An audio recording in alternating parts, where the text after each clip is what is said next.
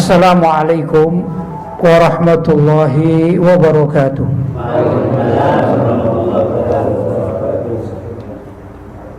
Alhamdulillah, wassalatu wassalamu ala rasulillah Sayyidina Muhammad ibn Abdillah wa ala alihi wa sahbihi wa man walah, wa la hawla wa la quwata illa billah, amma ba'd. Hadratul mukarramin, ma'asyiral ulama al-fudala, ma'asyiral asatidha al-kurama, bapak-bapak hadirin yang dirahmati oleh Allah, terlebih para ikhwan penyelenggara pertemuan yang sangat mulia ini. Semoga segala sesuatu yang diharapkan itu diperlancar dan diberi kesuksesan oleh Allah Subhanahu wa taala. Allahumma amin. Para kiai, para guru, dan juga para aktivis Ahlussunnah wal Jamaah di Trenggalek yang dimuliakan oleh Allah SWT. Di dalam pertemuan ini saya diminta untuk sedikit sharing pengalaman atau juga pendapat berkaitan dengan maraknya aliran-aliran di luar Ahlussunnah wal Jamaah yang semakin hari semakin banyak berkembang bak jamur di musim hujan. Kita warga Ahlussunnah wal Jamaah yang asli penghuni negeri ini itu juga mulai kewalahan karena ternyata aliran-aliran di luar Ahlussunnah wal Jamaah ini jumlahnya bukan tambah menurun, tapi setiap saat jumlahnya semakin bertambah. Kalau kita mengacu kepada hadis Nabi Muhammad SAW yang menerangkan bahwasanya umat Yahudi itu sudah terpecah menjadi 71 golongan, dan umat Nasrani di zaman Nabi itu sudah terpecah menjadi 72 golongan. Maka Nabi mengucapkan wa sataftariku ummati ala salasatin wa sab'ina firqatan.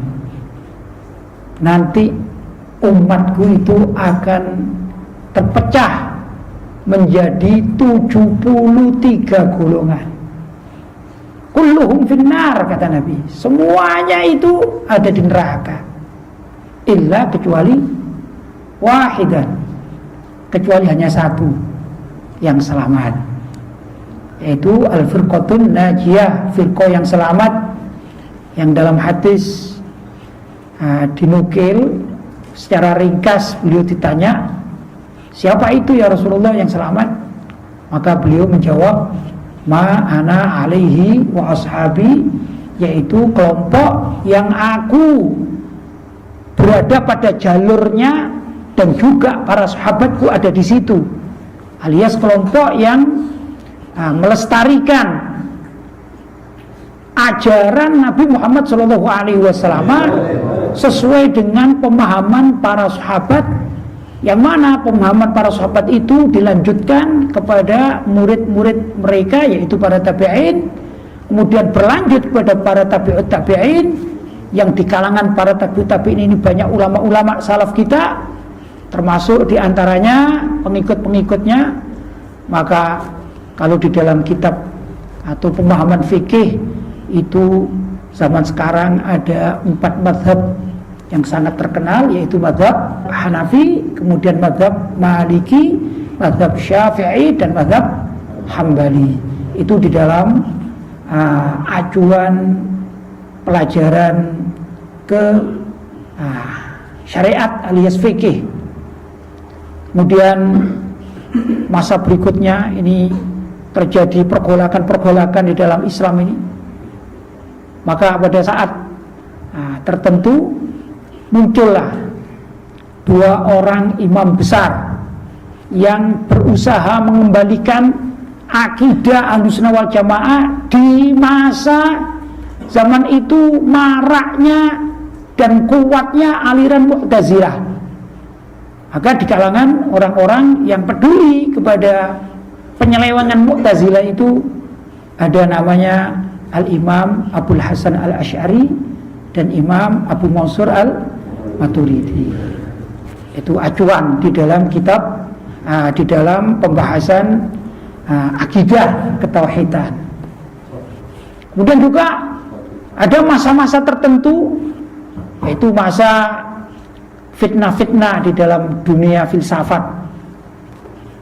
Ringkas cerita, saat itu bermekaran juga pemahaman-pemahaman yang salah. Dalam apa itu? Dalam tata cara beribadah kepada Allah, alias berakhlak sopan santun kepada Allah dan berakhlak sopan santun kepada sesama umat Islam. Maka akhlak sopan santun itu tercetus dalam ilmu tasawuf.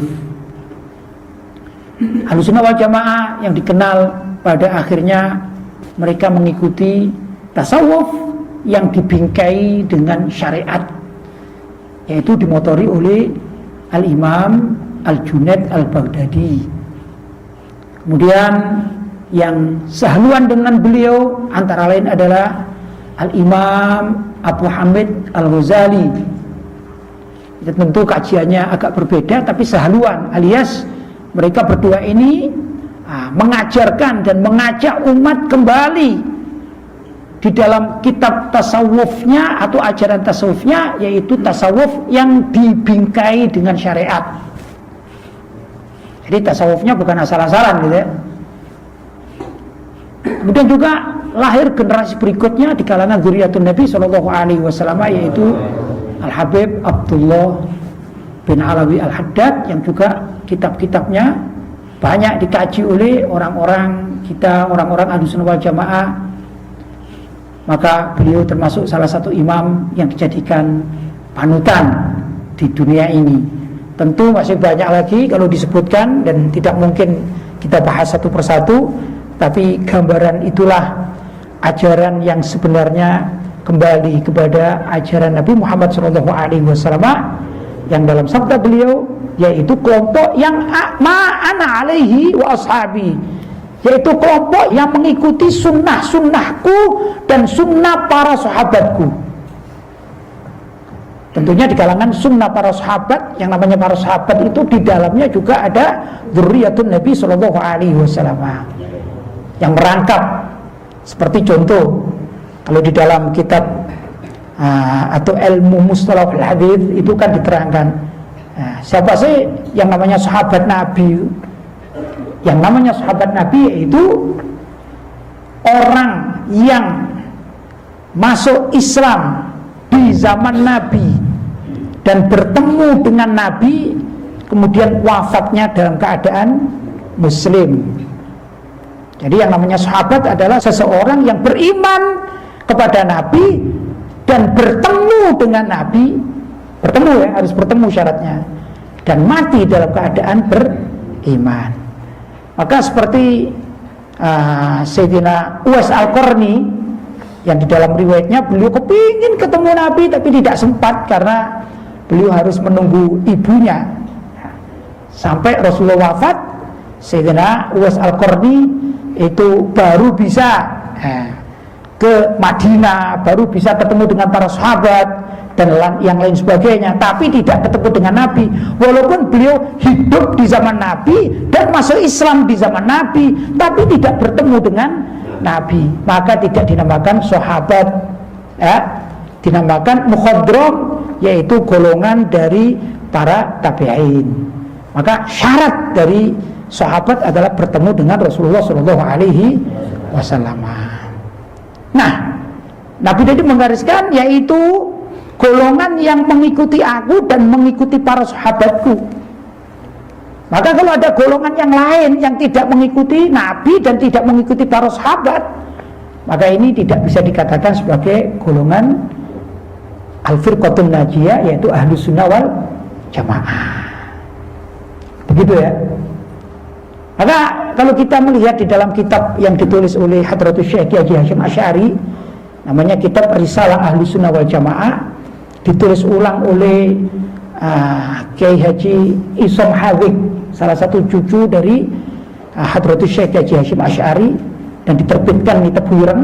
Saya punya dan saya baca juga di beberapa tempat, termasuk di Masjid Jamek Hizbullah Singosari. Saya di sana mengajarkan kitab itu. Di sana lengkap sebenarnya, kitabnya kecil. Karena itu kalau bapak-bapak dan para kiai ingin tahu sebenarnya apa sih yang kita ikuti selama ini, maka sebaiknya adalah membaca kitab Risalah Ahli Sunnah wal Jamaah. Itu komplit, kitabnya kecil tapi komplit, lengkap sekali tentang keberadaan umat Islam khususnya di Indonesia. Bapak-bapak dan para kiai yang dimuliakan oleh Allah Subhanahu wa taala, malam hari ini saya juga akan menyampaikan bahwa kalau kita jeli ya, jadi di sekitar kita ini sebenarnya sudah banyak aliran-aliran yang tidak sesuai dengan apa yang diajarkan di dalam Ahlus Sunnah wal Jamaah. Ahlus Sunnah wal Jamaah, kalau tadi saya bicara tentang para sahabat atau ijma' para sahabat yang memahami dari Al-Quran dan hadis, sehingga di dalam kaidah panutan sumber hukum bagi Ahlus Sunnah wal Jamaah yaitu Al-Quran, As-Sunnah yaitu hadis Nabi Muhammad SAW, kemudian ijma', yang mana sebagian para ulama mengatakan ijma' ini adalah ijma'us sahabah, ijma'nya para sahabat, walaupun juga masuk dalam kategori itu adalah ijma' para ulama, yaitu setelahnya, yaitu ulama mujtahidun ya. Kemudian kias. Nah, kias ini yang dilakukan oleh banyak para ulama salaf, mengkias. Karena itulah sumber hukum yang diyakini kebenarannya oleh siapa? Pengikut Ahlus Sunnah wal Jamaah. Nah, kalau ada kelompok yang mau mengikuti Al-Quran dan mau mengikuti hadis, tapi dia ini mengingkari ijma', tidak mau dengan ijma' para sahabat dan juga ijma'nya para ulama, dan juga tidak menerima kias dari para ulama salaf terdahulu, maka ini tentu tidak bisa dikategorikan sebagai apa? Pengikut Ahlus Sunnah wal Jamaah. Nah, ini biasanya orang yang senangannya hanya kembali kepada Al-Quran dan hadis, Al-Quran dan hadis. Bahkan hadisnya pun terbatas, hanya dibatasi yang sahih saja. Nah, padahal di dalam ilmu mustalahul hadis itu diterangkan bahwasanya hadis secara umum sebenarnya dibagi menjadi 4 secara umum ya. Pertama yaitu hadis mutawatir. Hadis mutawatir adalah marwahu jamun an jam'in, yang tidak mungkin, hadis yang diriwayatkan oleh kelompok ulama banyak, kelompok muhaddis yang banyak, diterima oleh kelompok yang banyak, yang tidak mungkin terjatuh kepada kebohongan. Contoh misalnya, kalau ada orang, saya gampangkan aja seperti orang haji ya. Orang haji setiap tahun itu kan dari daerah yang berbeda-beda. Maka kalau setiap jamaah haji, sebut saja di Indonesia, mulai dari Sabang sampai Merauke, setiap pulang dari haji, kalau ditanya apa warna kain penutup Ka'bah, maka jamaah haji yang sudah pernah ke sana semua mengatakan warnanya hitam dengan kombinasi warna emas.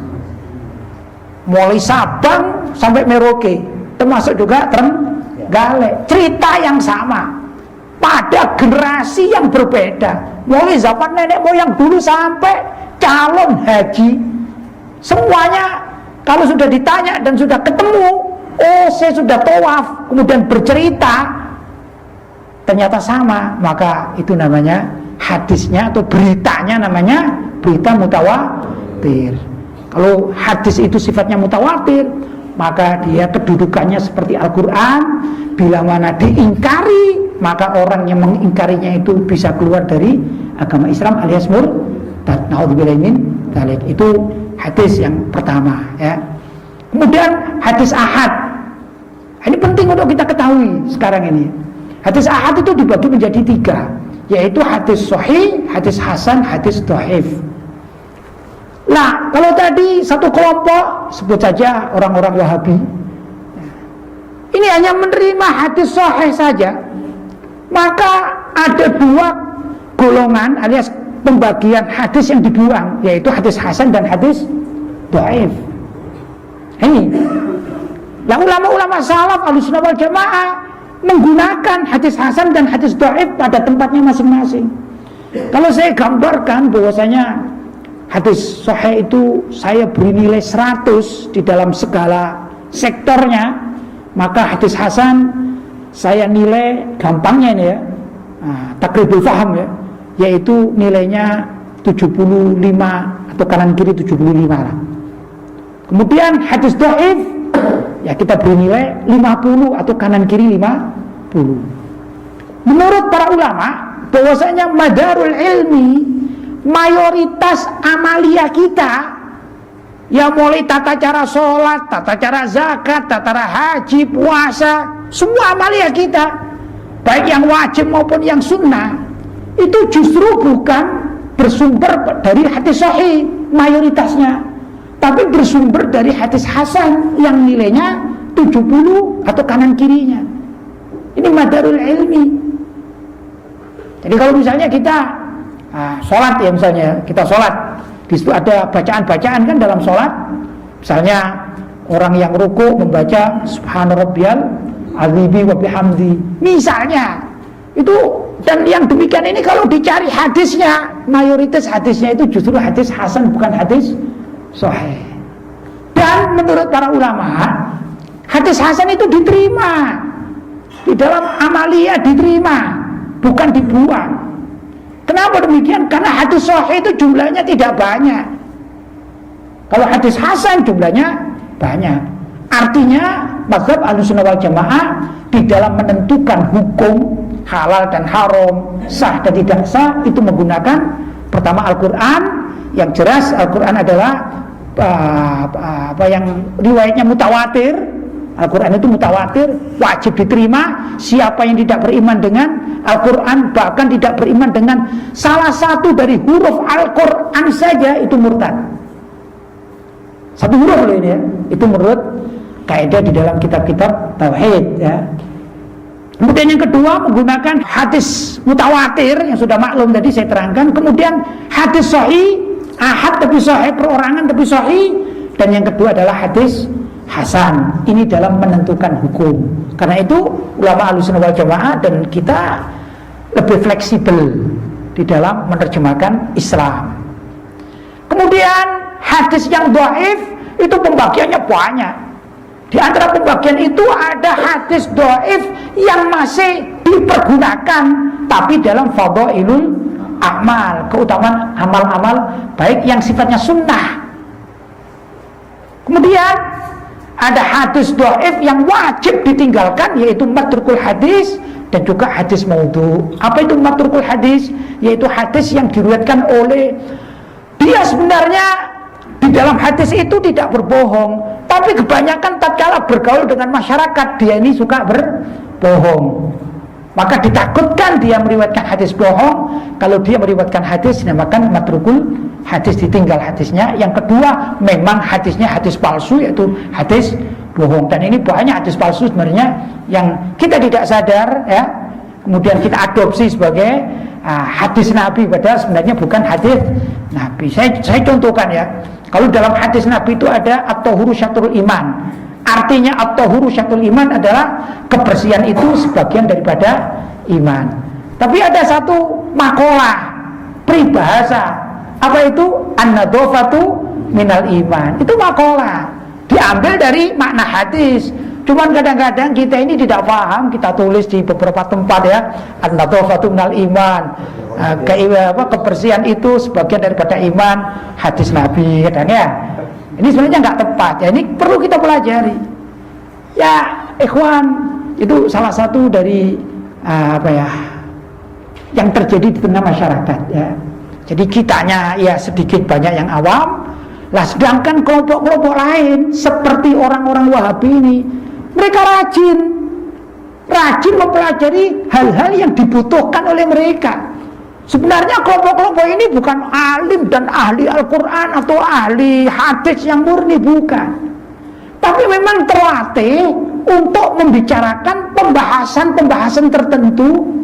Maka dia menghafalkan ayat-ayat itu menurut persepsi mereka, dan hadis-hadis tersebut menurut persepsi mereka. Contoh misalnya, mereka menghafalkan tentang hadis yang untuk menghantam amalia Ahlussunnah wal Jamaah Maulid Nabi misalnya.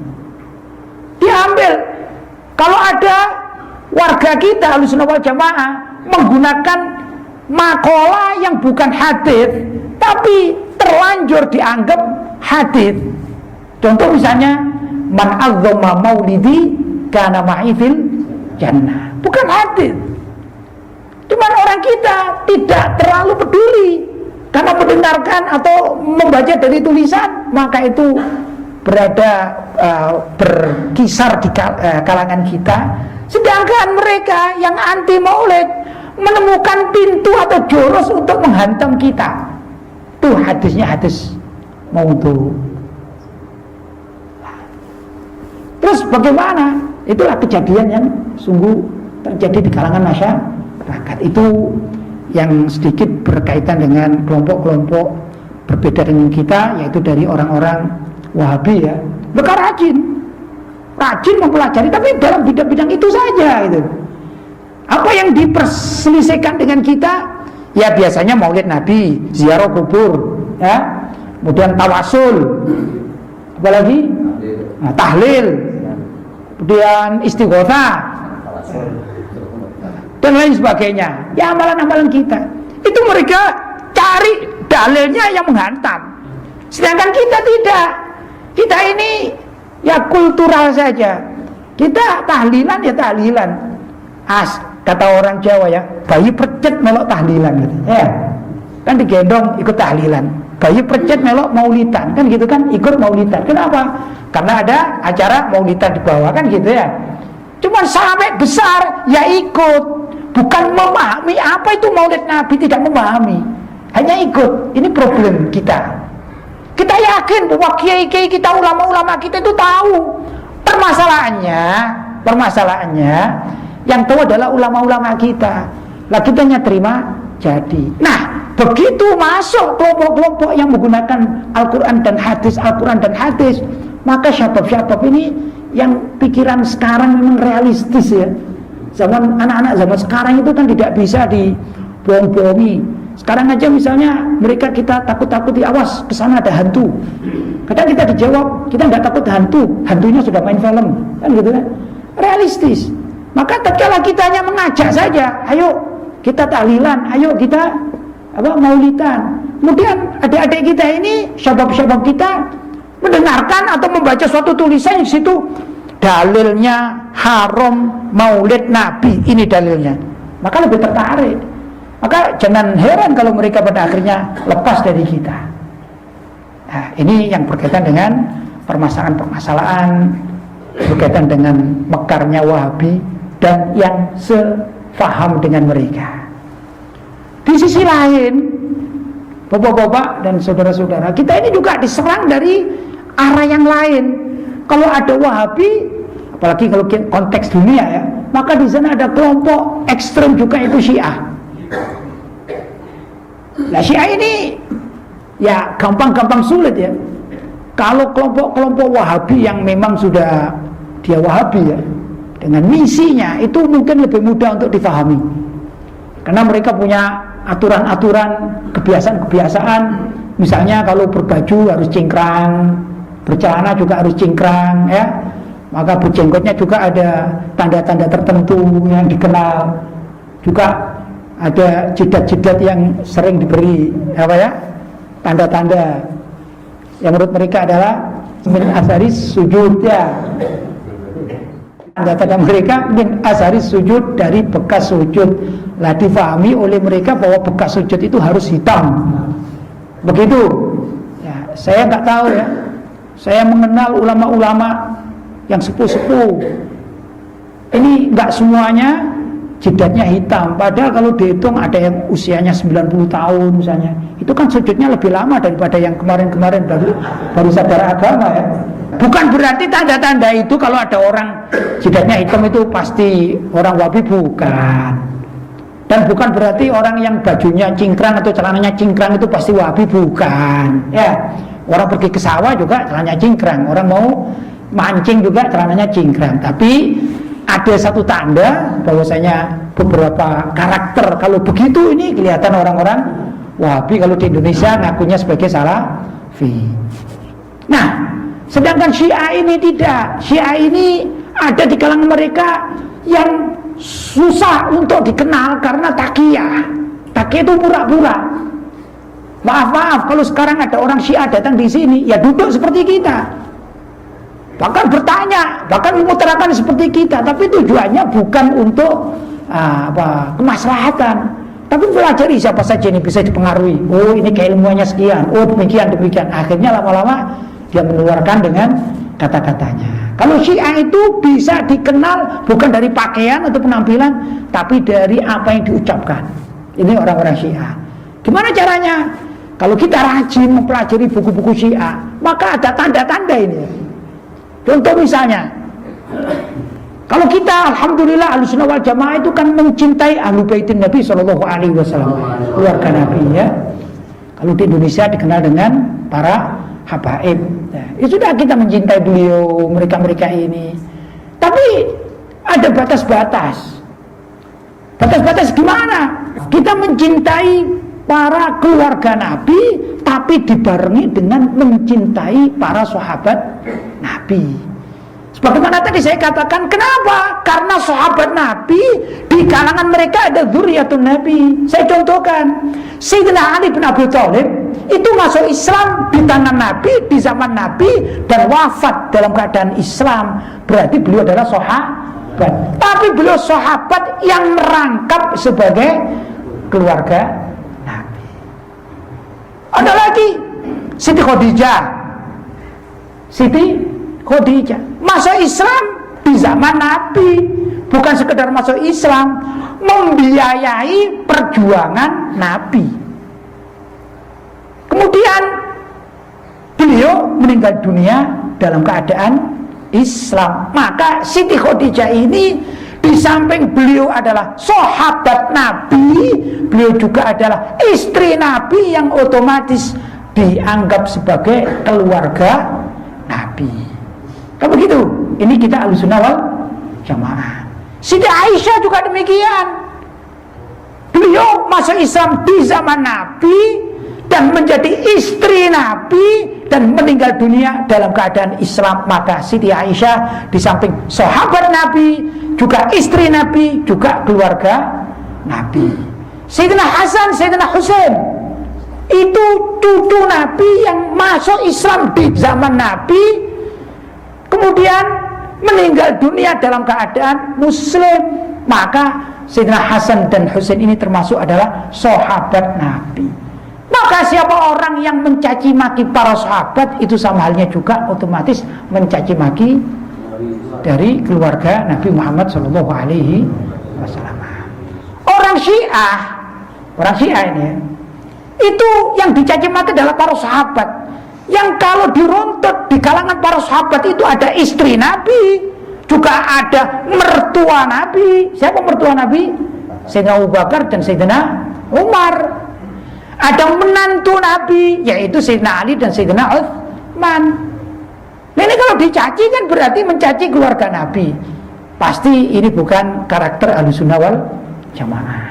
Lah orang Syiah biasanya kalau duduk ya sama dengan kita, bajunya juga sama dengan kita ya. Walaupun ada di antara mereka itu ciri-ciri biasanya, kalau orang sudah mulai mengkritik para sahabat, kok bajunya maaf ya, bajunya sukanya hitam-hitam, celana hitam, terus bajunya hitam, pecinya hitam yang bulat-bulat ya, kayak peci haji ini ya, tapi hitam ya. Kemudian kalau berbicara sukanya mengkritik para sahabat. Ketahuilah dia ini adalah orang-orang Syiah. Kalau bicara biasanya biasa, Memang karakternya berbeda dengan Wahabi. Kalau Wahabi kadang-kadang kelihatan dari jauh aja, oh itu Wahabi. Tapi kalau Syiah tidak. Nah, ini merasuk. Dan mereka ini masuk di dalam dunia orang-orang yang cinta kepada para habaib. Bahkan juga di kalangan para habaib dimasuki oleh Syiah ini. Maka para habaib dan para penggemar, pencinta para habaib yang tidak mendalam dalam ilmu akidah Ahlussunnah wal Jamaah, ini banyak yang goyang, banyak yang ikut. Karena orang-orang Syiah ini mempunyai jurus taqiyah. Taqiyah itu pura-pura. Ya. Kalau di zaman Nabi itu ada orang-orang munafik, ya, yang di dalam Al-Quran dikatakan mudzabzabina baina dzalika.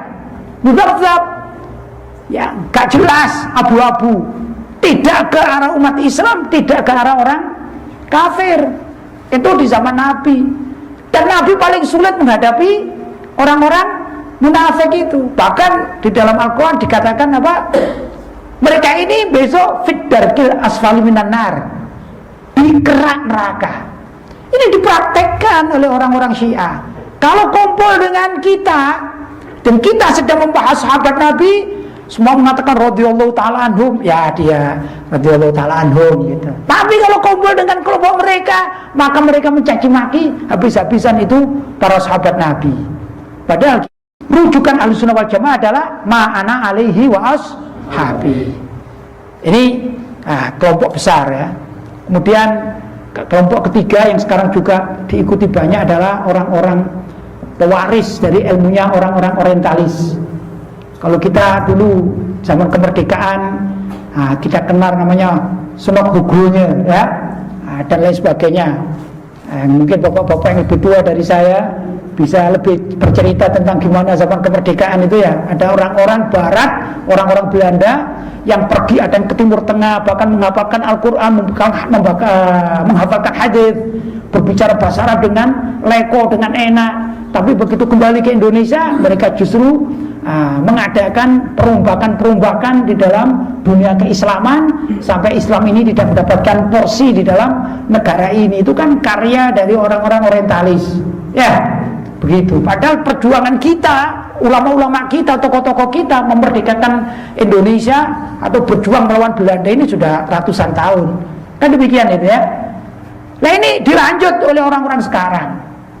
Lewat apa? Yaitu lewat perkumpulan-perkumpulan yang dimotori oleh orang-orang Barat, orientalis, yaitu orang-orang non-Muslim, gampangnya orang-orang Nasrani yang mempelajari keislaman, tapi bukan untuk diamalkan. Belajar Islam untuk dikaji saja, bukan diamalkan macam kita. Mereka tidak sholat, mereka tidak zakat, ya. Bahkan tokoh-tokoh dari orang-orang orientalis yang diadopsi oleh orang-orang Indonesia itu macam-macam. Ada yang pelihara anjing, ya macam-macam sudah. Kenapa? Ya, mereka mempelajari agama bukan untuk diamalkan, tapi untuk dilihat secara ilmiah menurut mereka bila mana ini dianggap oleh mereka tidak masuk akal mereka, ya ditinggal. Contoh misalnya begini, contoh saya memelihara kucing kan tidak apa-apa. Loh, kenapa saya dilarang pelihara anjing? Kan sama-sama makhluk Allah. Tidak ada bedanya anjing dengan kucing. Kan begitu. Nah kalau kita umat Islam gimana? Ya tidak apa-apa. Tapi kalau kucing ini tidak najis mughalladho, kan begitu kan ya. Sedangkan pelihara anjing najisnya mughalladho, kita khawatir ini. Akhirnya kita menggunakan tasawuf kita, kan begitu. Beda dengan mereka. Maka mereka lebih vulgar. Mereka ini terkumpul dalam kelompok-kelompok liberalisme. Di Indonesia 3 kelompok besar ini mulai bekerja dan mereka mempunyai backingan yang sangat besar. Kalau Wahabi backingannya Saudi Arabia, bukan berarti semua orang Saudi ini Wahabi, tidak. Bukan. Tapi ada kelompok-kelompok, ya, kelompok-kelompok di Saudi ini yang membackingi orang-orang dengan dananya yang besar untuk menwahabikan Indonesia. Bukan sekedar Indonesia tapi dunia. Di sisi lain Iran juga bekerja. Di Iran ada minoritas umat Islam Ahlussunnah wal Jamaah ada, tapi sedikit sekali dan digencet. Mereka mayoritas adalah orang-orang Syiah, punya dana yang sangat besar, kaya uranium. Nah ini yang mengucurkan dana perjuangan orang-orang Syiah di dunia, termasuk juga di Indonesia. Nah yang dari barat, orang-orang orientalis juga demikian, mengucurkan dana untuk merubah pemikiran para syabab khususnya, ya. Maka mereka pada akhirnya meninggalkan ajaran syariat yang benar, dan mereka lebih enjoy dengan pemikiran-pemikiran ala orientalis yang jauh dari syariat Islam. Ini pecahnya banyak. Dari satu ini pecahnya banyak. Wahabi pecahnya luar biasa, macam-macam ya. Syiahnya juga macam-macam. Kalau saya globalkan itu ya. Dan orientalis juga macam-macam. Bahkan kalau kita melihat di MUI ya, aturan main MUI itu banyak itu. Aliran-aliran sesat ya. Ada pakem tentang aliran sesat macam-macam. Saya kembali ke yang tadi pertama tentang hadis Nabi, akan terpecah umatku menjadi 73 golongan. Padahal kalau sekarang dinilai sejak zaman Nabi sampai sekarang ini ternyata lebih dari 73 golongan. Bagaimana kan tidak cocok itu ya. Sebagian ulama mengelompokkan 73 golongan itu ya dengan kelompok masing-masing dengan pecahan-pecahan, tapi sebagian ulama mengatakan kalimat 73, 72, 71 ini dikatakan yadullu alal kathrah, menunjukkan kelompok banyak. Seperti orang Jawa kalau ada tulisan atau kamar nomor 13 dikatakan celaka 13. Itu kan bukan berarti kecelakaan 13 kali kan, tidak kan? Ya sering kena musibah gitu aja ya. Nah itu akhirnya dikatakan celaka 13, bukan jumlahnya 13. Barangkali ilustrasinya semacam itu ya. Jadi 73 golongan itu menunjukkan pada jumlah yang banyak. Maka sekarang sudah ribuan kalau dihitung di dunia ini, ribuan kelompok yang keluar dari ajaran syariat agamanya Allah Subhanahu wa taala. Bapak-bapak dan saudara-saudara yang dirahmati oleh Allah Subhanahu wa taala, bagaimana metode kita untuk agar kita dan keluarga kita ya ini tetap berjalan pada garis yang telah ditentukan oleh baginda Nabi Muhammad SAW, yaitu tentunya satu-satunya jalan adalah memahami ajaran itu dengan benar. Al-Imam Abu Hasan Al-Asy'ari itu beliau adalah seorang penulis, beliau alim, beliau menyampaikan ide-idenya lewat tulisan ya. Maka ternyata ulama-ulama kita ini menjadi lestari karena punya tulisan, dan tulisan itu perlu dibaca. Dan ulama-ulama kita yang namanya sudah kemana-mana, rata-rata mereka ini ya hidup dalam dunia ilmiah, yang itu yang lestari. Sekian banyak tokoh-tokoh di dunia ini, sekian banyak tokoh-tokoh Islam di dunia ini mulai zaman Nabi sampai sekarang tentu kan banyak. Tapi yang dikenal oleh masyarakat yang lekang terus dan lestari tidak semuanya ya, tidak semuanya. Kecuali mereka yang ahli menulis, mengajarkan, mempunyai karangan-karangan, ini yang lestari. Nah kita sebagai generasi penerus gimana caranya? Ya bagaimana tulisan mereka dikenakan kepada masyarakat? Ya kembali lagi ngaji. Ya, tanpa ngaji ya kita tidak tahu. Kemudian bapak-bapak yang dirahmati oleh Allah, saya mohon maaf karena saya juga mengasuh sebuah pesantren, jadi kadang-kadang juga tahu gimana dalamnya pesantren, kan mesti tahu ya. Nah, kadang-kadang sebagian dari kawan-kawan kita, ulama-ulama kita ya, dai-dai kita ini yang punya pesantren ini kurang di dalam dunia menghadapi aliran-aliran sesat yang mekar sekarang ini. Itu dibutuhkan. Mungkin kiai-kiai kita di zaman kemerdekaan setelah usai dan mereka membuat pesantren-pesantren. Nah, ini memang pesantren-pesantren ini berkaitan dengan fikih atau ilmu alat ya, atau khusus kepada Al-Quran, tahfidzul Quran, ya memang dibutuhkan karena waktu itu setelah kemerdekaan perlu diisi, setelah perjuangan selesai kan perlu diisi. Nah sekarang ini setelah sekian lama merdeka, ternyata pengisian kemerdekaan ini oleh kita ini kurang kepada arah-arah yang tadi itu, kepada arah akidah. Maka tidak semua musola-musola, masjid-masjid, pesantren-pesantren, madrasah-madrasah itu tidak semuanya mengerti apa dalilnya membaca tahlil, itu tidak semuanya ngerti. Ini kan ironis. Di sisi lain ada kelompok-kelompok yang memang mereka ini spesialisasi mempelajari dalil-dalil untuk rubut alias menggerogoti pemahaman adik-adik kita. Ngapain kamu ikut ayahmu? Ayahmu itu tukang dalil, tidak punya dalil. Maka anak-anak kita ini diberi dalilnya loh. Karena yang tidak dikerjakan Nabi itu namanya bid'ah, kullu bid'atun dhalalah.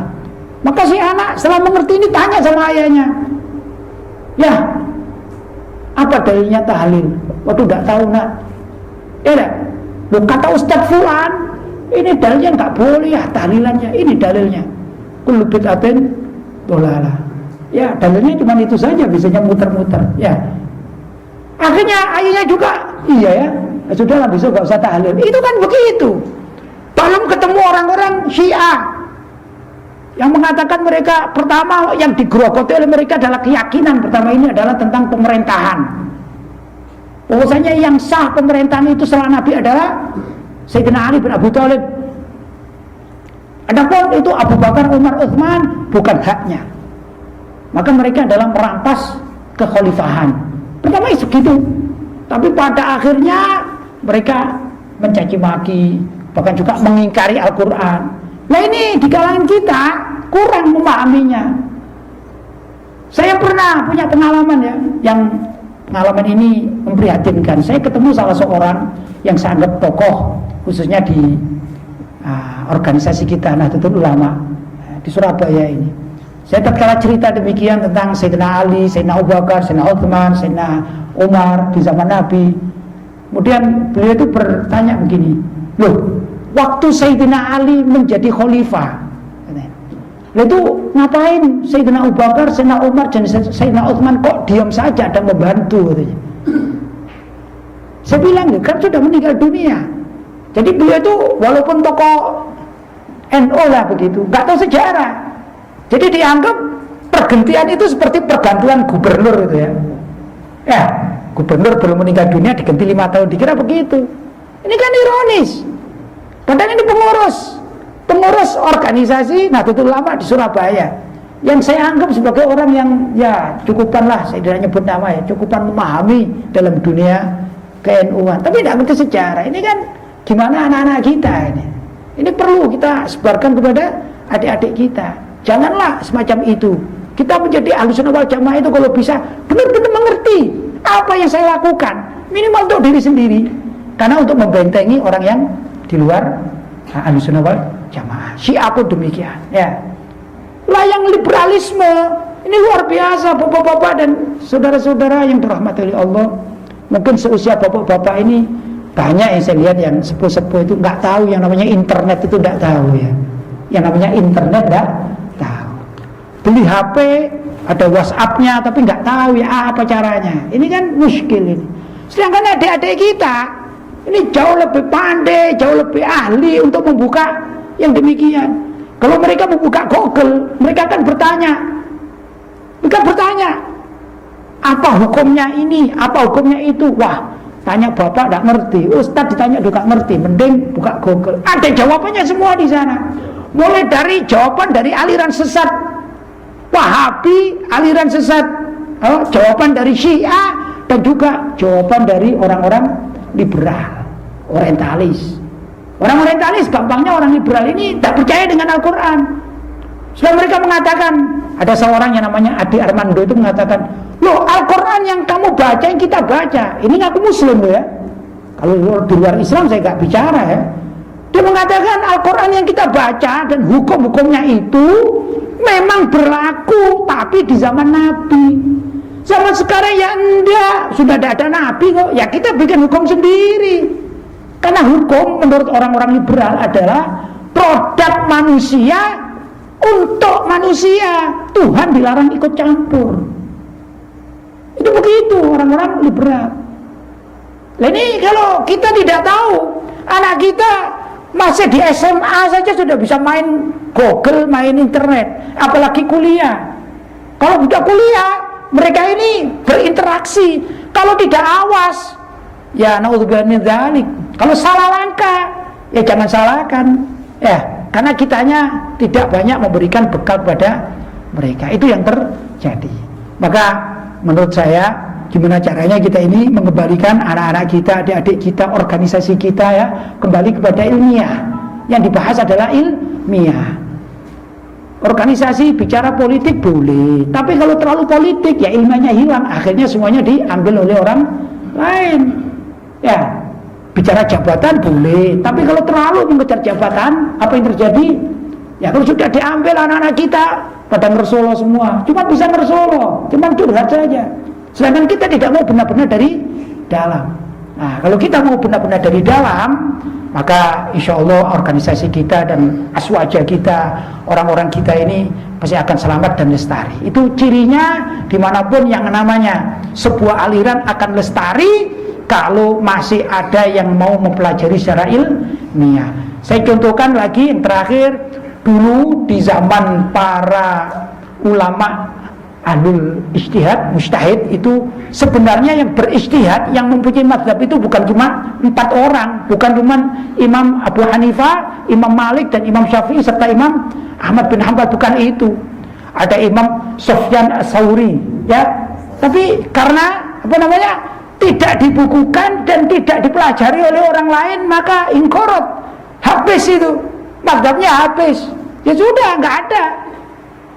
Nah, kalaupun kita demikian juga aswaja kita, kalau kita tidak ingin inqarad, tidak bilang ingin habis, hangus, ya harus kita adakan kajian-kajian yang berkaitan dengan keilmiannya.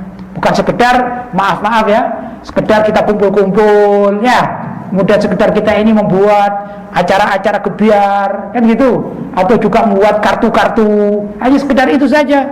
Kemudian nanti ada pengajian umum datang ya, rame-rame, show of force ya. Show of force itu bagus, tapi kalau itu maka jam'iyahnya menjadi jam'iyah yang kropos.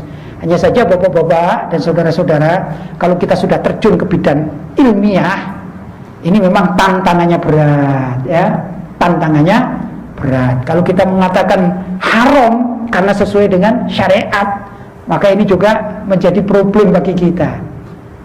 Maaf, misalnya sekarang ini di dalam acara ini, misalnya ya, ternyata ada ibu-ibu yang ikut, misalnya bapak-bapak sebelah kanan, ibu-ibu sebelah kiri. Itu kalau di dalam kitab fikih, apalagi kitab tasawuf ya, itu kan tidak boleh kan ya, ikhtilat kan tidak boleh. Lah problemnya kita, tatkala kita menyampaikan menurut kitab ini, menurut Imam Fulan, menurut Syekh Fulan, dan ini tidak boleh, orang perempuan harus ditutup. Sedangkan masyarakatnya sudah kadung enjoy dengan keadaan, maka kita menjadi bumerang, kita dimusuhi. Maka tidak jarang orang-orang alim itu dimusuhi. Bicara benar, ya ini menjadi bumerang bagi dirinya. Tapi kalau kita memang ingin menyelamatkan generasi berikutnya, yaitu yang harus dibenahi. Kan demikian. Ini nyata ya, nyata. Dan kita tidak bisa ingkar. Bukan berarti saya yang bicara ini paling suci, tidak. Tapi itulah yang diajarkan oleh para ulama. Contoh lagi ya, kalau kita bicara kitab tasawuf misalnya, orang-orang dahulu. Saya pernah duduk dengan almarhum Kiai Mas Duki Mahfud. Duduk dengan beberapa tokoh, kemudian cerita-cerita. Kata beliau begini, orang dulu ini susah kalau suruh melepas peci, ini susah. Bahkan kalau foto KTP itu kadang-kadang tengkar dulu sama petugasnya. Ayo foto Pak, harus pakai dilepas. Oh enggak, saya enggak mau. Loh kenapa ini? Ini makruh, enggak boleh dibuka. Itu orang-orang zaman dahulu, kata beliau. Ya. Kalau orang sekarang kan tidak. Ya, royokan enggak pakai peci. Kan gitu. Nah, padahal ini sebenarnya kayak demikian, ini ajaran tasawuf yang ada di dalam kitabnya. Salah satu dalam kitabnya itu, kalau kita bicara fikih saja, fikih tapi fikih tasawuf ya, itu kan begini, ada orang yang menggunakan imamah ya, kebetulan saya pakai imamah ini ya, dia punya wudhu, misalnya sholat maghrib dia sudah punya wudhu, kemudian sampai azan isya dia masih punya wudhu, belum batal. Tapi karena dia ini memang ahli wudhu, dia kepingin wudhu itu diulang lagi, namanya tajdidul wudhu, kan gitu loh. Dalam ajaran tajdidul wudu menurut ulama itu, kalau kita sudah waktunya membasuh rambut kan gitu kan, maka bolehlah kita ini memasukkan tangan kita ke air setelah muka ya, setelah membasuh muka, kemudian muka dan tangan ya, kemudian untuk mengusap rambut ini nggak usah dilepas, cukup dimasukkan dan diusapkan di imamah. Kenapa kok demikian? Itu ulama dulu, tempo dulu, agar tidak banyak membuka rambutnya, karena rambut ini auratnya laki-laki di hadapan Allah. Kalau wanita, rambut ini auratnya wanita, di samping di hadapan Allah juga di hadapan orang laki-laki. Ini kan berbeda dengan zaman sekarang, ya tak? Wah, kadang-kadang ya tokoh-tokoh kita lebih enjoy tidak pakai peci, foto dan segala macam. Ya, itu sudah inkorot, atau sedikit-sedikit berkurang. Loh, kalau kita bicara gini, didengarkan sama orang-orang yang tidak menggunakan peci segala macam, apa yang dikatakan? Wah, ini terlalu keras ini. Ya, bahkan sudah keras, ini radikal.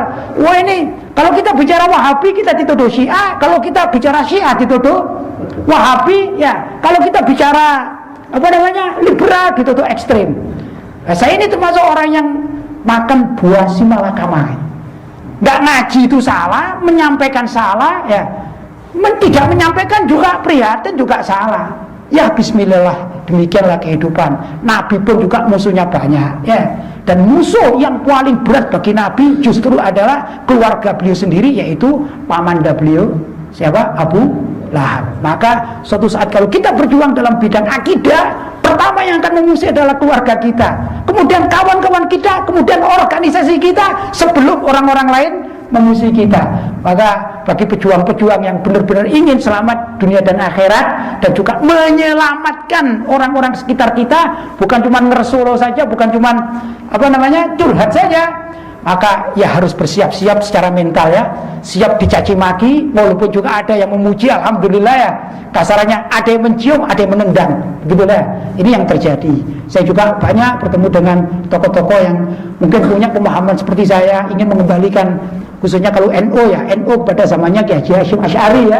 Bagaimana beliau di dalam kitab beliau ini banyak sekali kitabnya, besar kumpulannya, tapi yang paling fokus di Risalah Ahlussunnah wal Jamaah. Kalau kita membicarakan itu saja yang kecil, belum yang besar, ini pasti kita akan mendapatkan perlawan-perlawan dari mana-mana, fitnah-fitnah, yaitu adalah makanan bagi saya. Fitnah-fitnah semacam itu ini vitamin bagi saya, ya, agar kita benar-benar ingin mengembalikan akidah Ahlussunnah wal Jamaah di bumi Indonesia. Jangan sampai bumi Indonesia menjadi bumi non Ahlussunnah wal Jamaah. Jangan sampai. Kita tetap ingin seperti zamannya nenek moyang kita, yang aman, tentram dan damai, sesuai dengan akidah yang diajarkan oleh para ulama salaf. Barangkali itu mukadimah dari saya. Kurang lebihnya mohon maaf yang sebesar-besarnya. Wassalamualaikum warahmatullahi wabarakatuh.